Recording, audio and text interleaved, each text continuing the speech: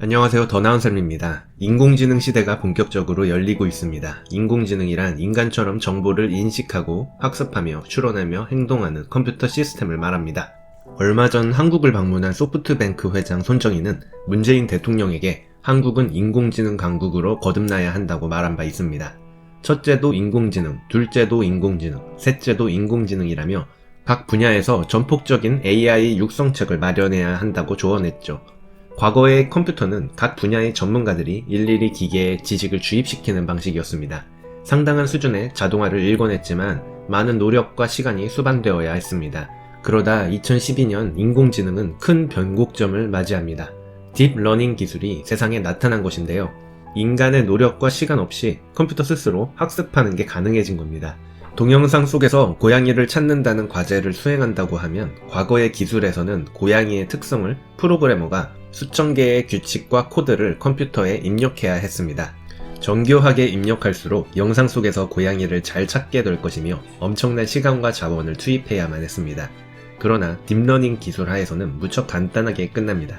설계만 제대로 한 다음 데이터를 투입하기만 하면 되죠. 그러면 스스로 고양이를 인식하는 방법을 익히게 됩니다. 마치 어린아이에게 고양이가 무엇인지를 설명하는 과정과 유사합니다. 부모는 아이들에게 고양이를 볼 때마다 저건 고양이야 라고 말해줌으로써 아이는 사례들을 통해 서서히 다른 동물과의 차이를 구분하고 고양이가 무엇인지 알게 되는 것이죠. 딥러닝 인공지능의 발전은 인지, 학습, 추론, 행동으로 인간지능 영역 전반에 걸쳐 혁신을 만들어가고 있는데요. 컴퓨터는 영상 속에서 사물을 정확히 인식하고 판단하며 갈수록 기능은 진화하고 있습니다. 이제는 사물 인식을 넘어 상황을 이해하기 시작했죠. 거기에 눈, 코, 입모양까지 분석함으로써 사람의 표정과 감정까지 인식하기에 이릅니다. 인공지능은 여기서 한 발짝 더 나아갑니다. 바로 가상의 이미지를 만들어내는 것이죠. 고흐나 모네의 유명 작품들을 반복적으로 학습한 다음 새로운 풍경을 넣으면 고흐나 모네가 그린 것과 동일한 화풍의 그림이 나타납니다. 화가의 화풍을 학습하는 것뿐만 아니라 동영상을 합성하기도 하는데요. Not to mention the job training that helps folks earn new skills to fill those jobs. The results are clear. America's businesses have created 14.5 million new jobs over 75 straight months. 방금 본 오바마 대통령은 모두 가짜이며 합성한 영상일 뿐입니다. 오바마 대통령의 영상과 음성을 통해 입모양을 학습한 다음 전혀 다른 오바마 연설 영상에 입모양을 합성해 넣은 것입니다. 정말 충격적인 기술인데요. 그렇다면 목소리의 합성도 가능할까요? 당연히 가능합니다. 영웅은 죽지 않아요.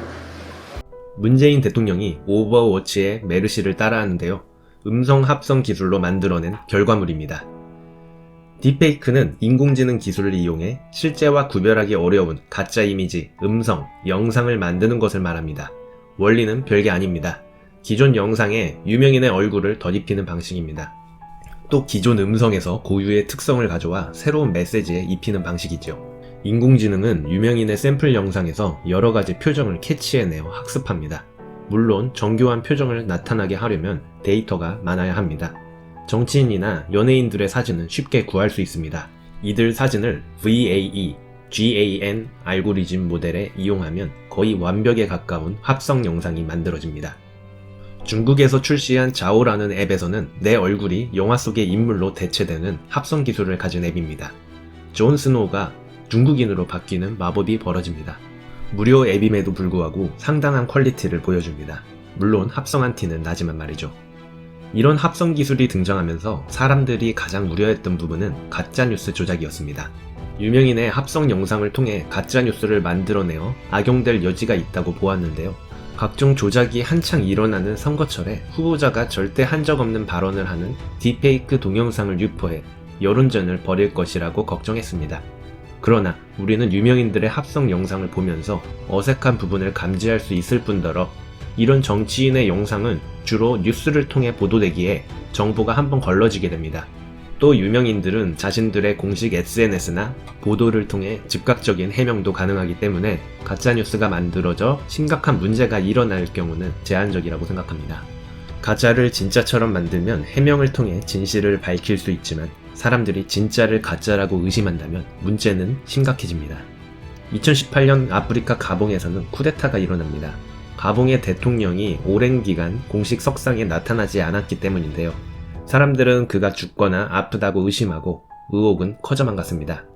실제 가봉의 대통령은 뇌졸중 치료로 모로코에서 치료를 받았던 것인데요. 의혹을 막기 위해 대통령은 2019년 새해 연설 영상을 통해 자신은 건강하다며 의혹을 불식시켰습니다. 하지만 사람들은 믿지 않았고 새해 연설 영상을 딥페이크 영상으로 의심합니다.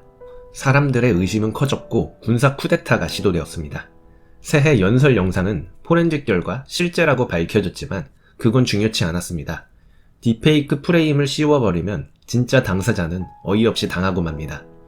목소리 합성 기술로 보이스피싱 등의 사기를 예상하기도 했지만 실제로는 거의 발생하지 않다가 최근 상사의 목소리를 AI로 합성한 보이스피싱의 실체가 드러나 충격을 줬는데요.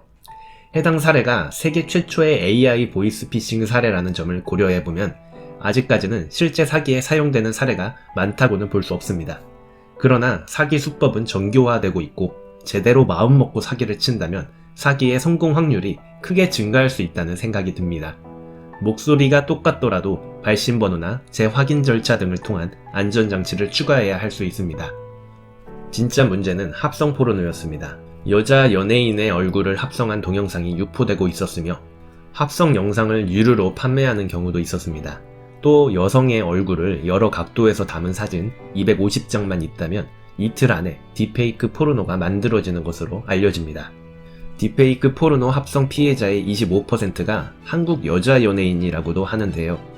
연예인 가짜 누드 사진은 포토샵이 탄생한 이후부터 지속적으로 있어 왔는데 기술 발전을 통해 동영상 합성으로 한층 진화한 것입니다. 하지만 사람들은 해당 동영상들이 가짜임을 인지한 상태에서 보게 됩니다. 심각한 범죄 행위임에는 분명하지만 아무도 해당 동영상을 보고 진짜라고 생각하지는 않습니다. 문제는 일반인입니다. 몇 년 전 카카오톡에는 실체를 알 수 없는 찌라시들이 매일같이 퍼졌습니다. 내용은 회사 내에 불륜이 있었다는 사생활을 적은 내용이었습니다. 사내 통신망에 있는 남자와 여자의 증명사진이 첨부되어 있었고 집에 부인이 있는데 바람을 폈다, 사무실에서 사랑을 나눴다, 결국 파혼을 했다 등 사실이 확인되지 않은 자극적인 메시지가 공유되곤 했는데요.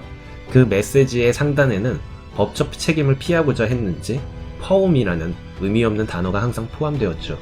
찌라시에는 얼굴이 확인되지 않는 야구 동영상 하나가 첨부되어 함께 공유되었습니다.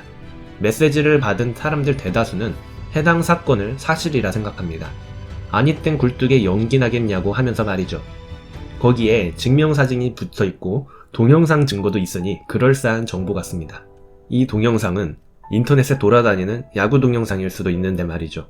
그럼에도 사람들은 찌라시의 주인공들이라 생각합니다. 일반인 피해자는 해당 사건에 대해 억울함을 호소하고 싶어도 별다른 방법이 없습니다. 연예인은 루머에 대해 사실이 아니라고 대응할 수 있는 힘이 있지만 일반인은 그냥 인생이 거의 파멸 단계에 이르게 됩니다. 딥페이크 기술은 사진 250장만 있으면 기존 포르노나 불법 동영상에 얼굴을 합성해 넣을 수 있습니다. 유명인이야 널리고 널린 게 사진이지만 일반인의 경우에는 인스타그램만 보면 사진 250장 충분히 구할 수 있습니다. 고화질의 카메라로 매일같이 셀카를 올리는 시대라 그런지 딥페이크 영상을 만들기 위한 기초 데이터는 쉽게 구할 수 있습니다. 그 다음 화질이 별로 안 좋은 잘 알려지지 않은 야구 동영상 하나를 준비합니다. 그 다음 합성을 합니다. 그리고 지인들에게 뿌립니다. 말도 안 되는 소설과 함께 말이죠. 얼굴까지 명확하게 드러나는 동영상을 보면 사람들은 의심할 리 없습니다. 근거 없는 찌라시도 의심 없이 믿던 사람들인데 딥페이크 동영상이 증거 자료로 첨부된 찌라시를 본다면 그들은 가짜 정보를 철석같이 믿을 것입니다. 이런 부분에 전혀 대비되어 있지 않은 일반인은 그저 상상할 수 없는 정신적 피해를 받을 수밖에 없지요. 최근 미국 버지니아주에서는 딥페이크 포르노가 리벤지 포르노에 포함되도록 하는 법안을 통과시켰습니다. 문제의 심각성을 인지했는지 페이스북의 CEO 마크 저커버그는 딥페이크 영상을 처리하는 문제 때문에 회사 전체가 애쓰고 있다고 말합니다. 그러면서 딥페이크 영상에 대해 인류 역사를 통해 사용되어 왔던 거짓 정보와는 차원이 다른 것일지도 모른다는 이야기도 덧붙였는데요. 딥페이크 공포가 심해지면 가장 타격을 입는 회사가 인스타그램을 보유하고 있는 페이스북이기 때문에 적극적으로 문제 해결을 해야 할 듯합니다. 분명 기술 발전에 따른 부작용이 본격적으로 나타난 후에 법과 제도는 보완될 것입니다. 과거 인터넷 쇼핑몰이 우후죽순 생기기 시작하던 2005년 무렵 저희 집도 에어컨 사기를 당한 적이 있었는데요. 십수년이 지난 지금은 쇼핑몰 사기는 거의 없어진 만큼 시간이 필요한 과제일 수도 있습니다. 모두들 안전벨트 꽉 매고 다가오는 태풍에 대비하시기 바랍니다. 이상 더 나은 삶이었습니다.